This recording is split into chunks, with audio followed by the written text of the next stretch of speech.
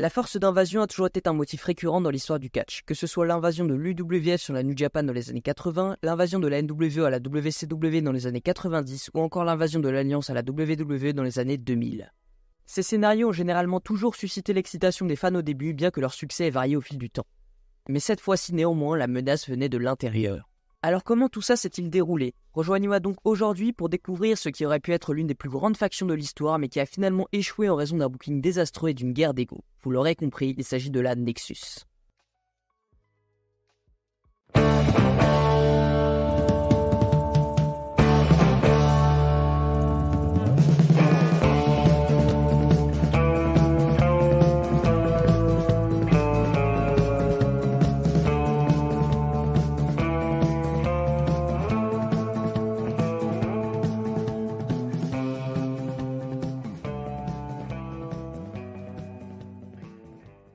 Avant de rentrer dans le cœur du sujet en lui-même, intéressons-nous au contexte.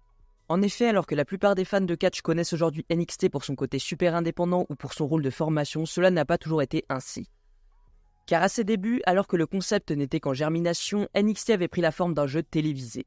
Les participants devaient réaliser des tâches souvent comiques comme porter des barils ou courir à travers des parcours d'obstacles, plutôt que de prouver leurs compétences sur le ring pour décrocher un contrat. Et bien que certains fans du style de Sport Entertainment de Vince McMahon aient apprécié cela, pour la majorité cela paraissait assez stupide et pas vraiment la meilleure façon de développer de nouveaux talents. Surtout que parmi les participants figuraient d'importantes stars du circuit indépendant comme Stu Bennett et Bryan Danielson. Mais malgré ça, le patron avait ses plans et il s'y est tenu, renommant ses talents Wade Barrett et Daniel Bryan, les soumettant à un camp d'entraînement NXT aux côtés d'autres espoirs prometteurs comme Heath Slater, Skip Sheffield et Darren Young. Et donc avec cette décision, de nombreux fans hardcore ont perdu espoir que quelque chose d'intéressant puisse émerger de cette situation, surtout en 2010, une des périodes les plus sombres de la WWE tant sur le plan créatif qu'en termes de qualité des combats. Néanmoins, ces fans allaient être agréablement surpris lorsqu'à peine une semaine après que Wade Barrett a été annoncé vainqueur de l'émission le 1er juin de cette année-là, le roster principal de la WWE allait être bouleversé.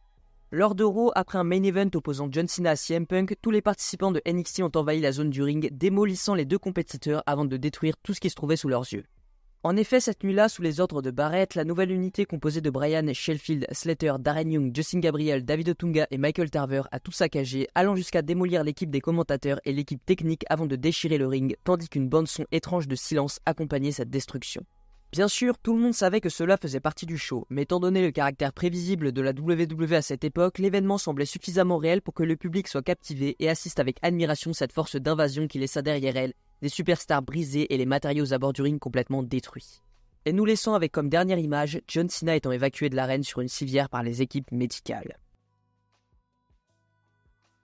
En un instant, ce groupe devint l'angle le plus chaud de l'industrie avec cette entrée en scène spectaculaire qui fit des parallèles avec la NWO et des fans de catch affamés de quelque chose d'excitant s'impatientaient pour voir où tout ça allait mener.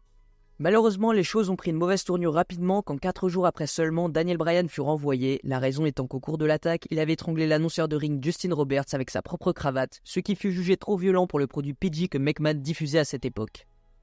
Et bien sûr, ça affaiblit un peu l'idée que les rookies étaient une force d'invasion inarrêtable, d'autant que le meilleur lutteur du groupe était désormais parti. Néanmoins, la plupart des fans étaient prêts à passer outre, voyant encore tout le potentiel que l'angle offrait.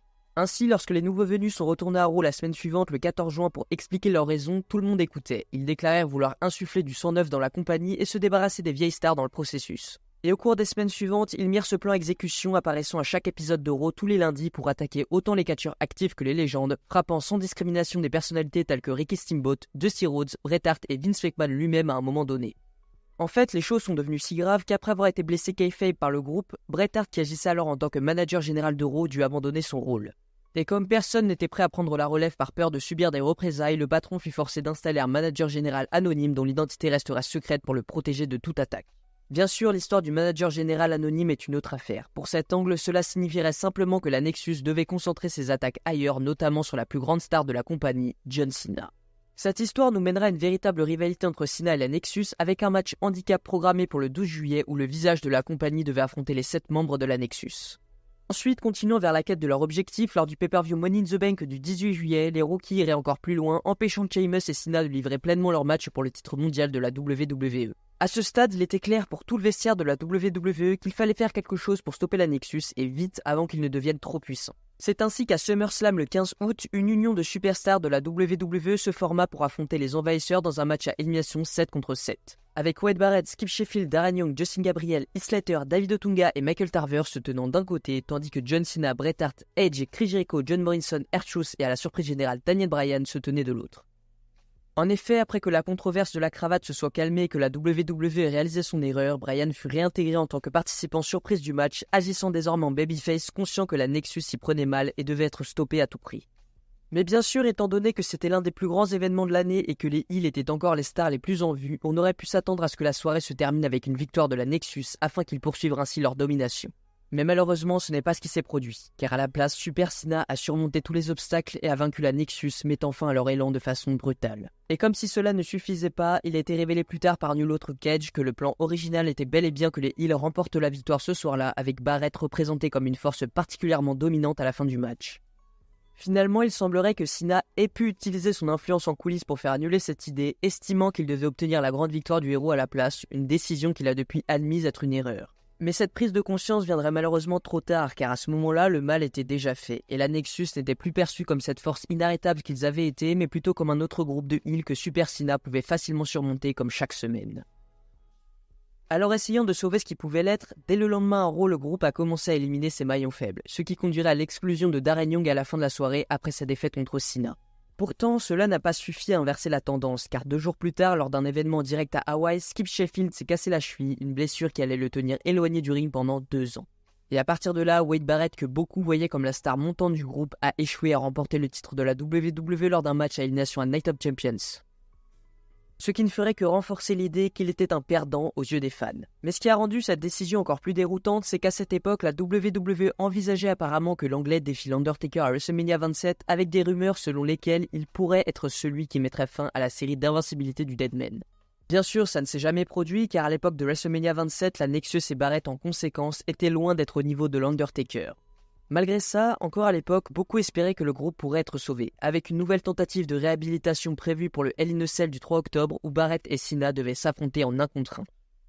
Avec la stipulation étant claire, si Cena perdait, il serait obligé de rejoindre la Nexus.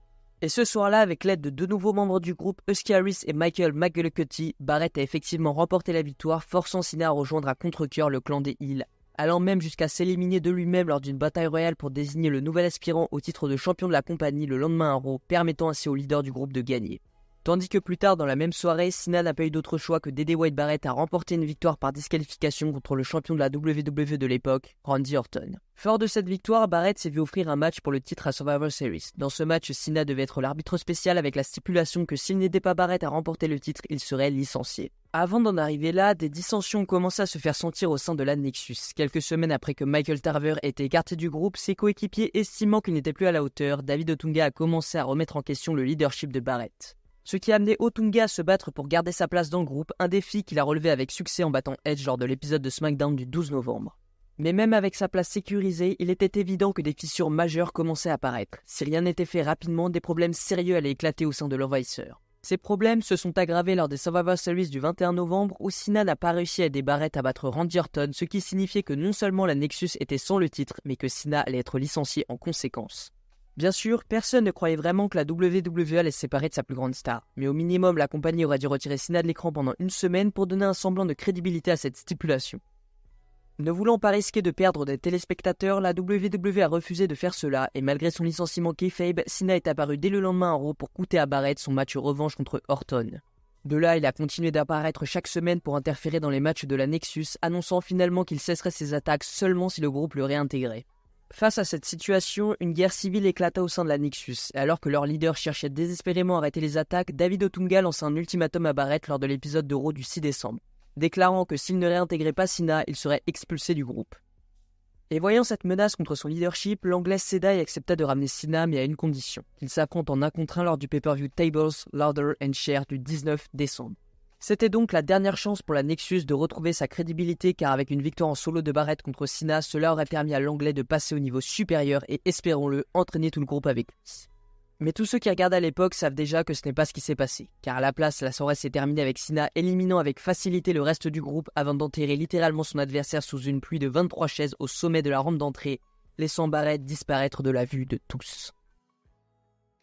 Après ça, la Nexus était officiellement mort, à tel point qu'ils allaient devoir se réinventer dans les mois suivants, car en effet, le 3 janvier 2011, lors d'un épisode de Raw, après des semaines de teasing, le nouveau Nexus a révélé son nouveau leader, CM Punk.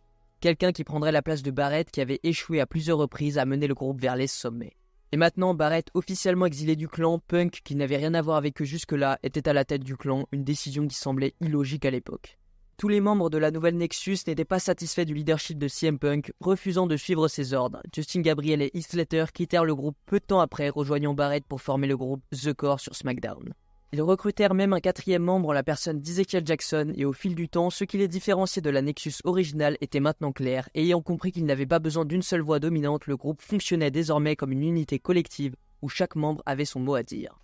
Pendant ce temps, à Raw, CM Punk restait le leader incontesté du nouveau Nexus, dirigeant Husky Harris, Michael McGillicuddy, David Otunga comme un général de guerre, utilisant ses troupes à sa guise. Il ajouta même un nouveau membre, Mason Ryan, à son escouade. Et bien que l'idée d'une guerre éventuelle entre les deux clans semblait la chose évidente à faire, cela ne s'est jamais vraiment concrétisé car ils étaient désormais sur des rosters différents. Cela dit, lors du Royal Rumble 2011, le 30 janvier, les deux groupes se sont retrouvés sous le même toit, offrant de nombreuses occasions pour eux de se battre. Et pendant ce temps, le nouveau Nexus commençait une rivalité avec Randy Orton après avoir coûté à ce dernier un match pour le titre de la WWE contre le Miz. Mais étant donné que leur statut de menace légitime avait été considérablement réduit à ce stade, Orton n'a eu aucun mal à éliminer ses nouveaux rivaux un par un dans les épisodes suivants de Raw, avant de finalement affronter CM Punk lui-même à WrestleMania 27 et de le vaincre aussi. Du côté de SmackDown, The Core trouvait du succès avec deux de ses nouveaux membres, Gabriel et Slater devenant champions par équipe de la WWE en battant Santino Marella et Vladimir Kozlov. Et pour rendre les choses encore meilleures, peu de temps après, Barrett remportait enfin de l'or en battant Kofi Kingston pour devenir champion intercontinental. Bien que ce soit loin du programme avec l'Undertaker prévu pour WrestleMania à l'origine, c'était néanmoins un pas dans la bonne direction dû à la signification du titre intercontinental. Néanmoins, après ça, les choses ont commencé à se désintégrer pour le corps, car après avoir été battu à WrestleMania en moins de 2 minutes par l'équipe de Big Show et Kane, Kofi Kingston et Santino Marella, le groupe espérait rebondir en attaquant John Cena et The Rock le lendemain à Raw. Malheureusement, ils n'ont pas pu surmonter ce duo et ont été finalement vaincus, ce qui a encore une fois terni leur crédibilité en les faisant passer pour des jobbers insignifiants. Leurs malheurs se sont aggravés lorsque peu de temps après, lors de l'épisode de SmackDown du 22 avril, Gabriel et Slater ont perdu leur titre par équipe face à Big Show et Kane. Ce qui a poussé Ezekiel Jackson à commencer à se distancer du groupe, une décision qui a conduit les autres membres à se retourner contre lui, déclenchant une rivalité entre Jackson et Barrett pour le titre intercontinental au cours de l'été. Au final, le coup de grâce pour The Core est venu lors de l'épisode de SmackDown du 10 juin. Ce soir-là, Barrett, fuyant une attaque potentielle de Jackson, a abandonné Gabriel et Slater lors d'un match par équipe à 6 hommes, les laissant à la merci de leurs adversaires et causant leur défaite. Suite à ça, Gabriel et Slater ont confronté leur ancien leader dans les coulisses et ont déclaré que s'ils ne comptaient plus être là pour eux, alors c'en était fini du groupe. Ce qui s'est effectivement produit puisque The Core n'a plus jamais été mentionné après cette soirée. Pendant ce temps à Raw, la nouvelle Nexus connaissait un regain de succès après que deux de ses membres, Michael McGillicuddy et David Otunga, aient réussi à battre Big Show et Kane pour devenir champions par équipe, reprenant ainsi les titres à The Core. Et après ça, CM Punk a commencé son parcours vers le titre de champion de la WWE car le 20 juin à Raw, il est devenu prétendant numéro 1 au titre de John Cena. Ce même soir où il a révélé que son contrat allait expirer le soir même de son match au prochain pay-per-view Money in the Bank. Il était clair à partir de ce moment-là que ça marquait la fin de la nouvelle Nexus car dès l'épisode suivant de Raw, ils sombrèrent dans l'oubli après que Punk ait prononcé sa célèbre pipe bomb, faisant de lui la star la plus brûlante du catch à ce moment-là et le propulsant au-delà du groupe en un seul segment. Et bien qu'il n'ait jamais officiellement quitté le groupe à l'écran, Punk n'a plus jamais fait allusion à ses liens avec la nouvelle Nexus qui a été rapidement passée sous silence par la WWE, réalisant qu'ils avaient quelque chose de bien plus excitant à offrir avec Punk.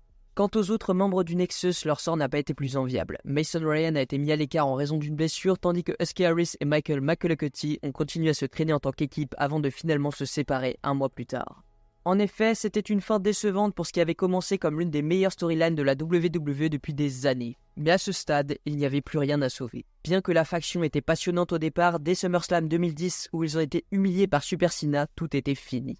Aurait-il possible de faire les choses autrement pour que cela fonctionne? Bien sûr que oui. Mais comme nous l'avons découvert à la fin du Summer of Punk, plus tard en 2011, la WWE n'était plus très douée pour raconter des histoires à long terme à ce moment-là. Donc peut-être que l'échec de la Nexus était inévitable. Et avec ça en tête, peut-être que la meilleure chose à en retirer est que cette faction a permis de présenter au public de nouveaux talents dont beaucoup sont devenus des stars à part entière par la suite. Bien sûr, tout le monde connaît la trajectoire de carrière de Daniel Bryan après la Nexus, mais au-delà de ça, Husky Harris se transforma en Bray Wyatt et a lui-même atteint le statut de main eventer. Kip Sheffield a trouvé un succès sous le nom de Ryback, même s'il réussira à gâcher sa carrière de lui-même.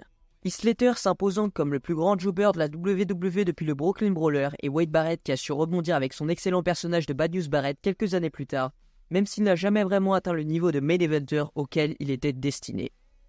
Ainsi, bien que la Nexus n'ait jamais atteint les sommets que beaucoup espéraient, il serait inexact de les considérer comme un échec total. En réalité, sans cette faction, bon nombre de ses talents n'auraient peut-être jamais eu l'opportunité de briller sur une si grande scène.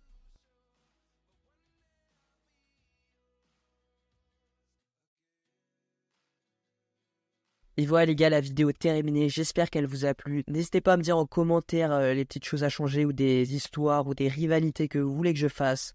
N'hésitez pas à partager, commenter, liker, je le répète, c'est très important. Et d'ici là, je vous dis à la prochaine pour une autre histoire. C'était Vince. Merci à tous.